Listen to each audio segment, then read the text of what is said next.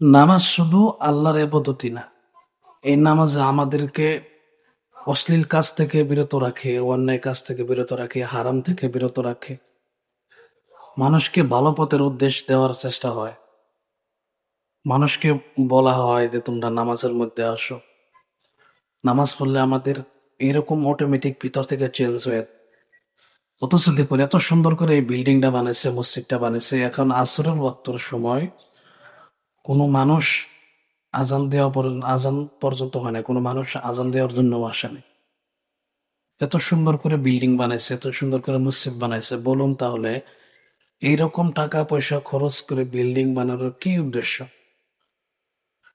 আমাদের লাগে মুসল্লি, আমাদের লাগে নামাজওয়ালা মানুষ।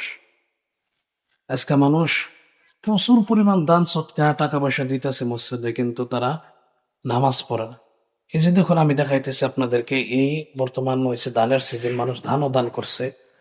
এই যে দেখেন, মানুষ ধানও দিছে, তারপরেও মানুষ মসজিদে আসে না। এই যে দেখেন, পুরো বিল্ডিংটা এত সুন্দর করে বানাইছে মসজিদটা, কিন্তু নামাজি মানুষ নাই।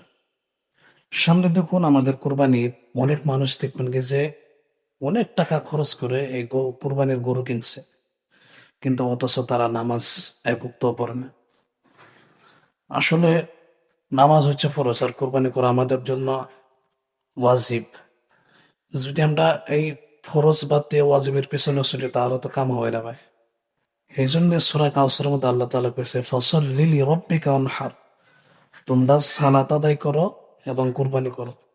যেখানে আমরা যদি নামাজ বাদ দিয়ে খালি কুরবানি করি, তাহলে কি আমাদের এটা পরিপূর্ণভাবে শুদ্ধ হবে? এটা আমাদের একটা হচ্ছে লোভিত মাংস খাওয়া। যদি আমরা খাঁটি দিলে আল্লাহর ইবাদত করতাম, তাহলে আমাদের কারো নামাজ ছুটতো না, কারো নামাজ এক ওয়াক্ত বাদ যেত না, কাজা হতো না। আজকে থেকে আমরা ওয়াদা করবো যাতে আমরা সবাই নামাজি হই, নামাজের মধ্যে মনোযোগী হই।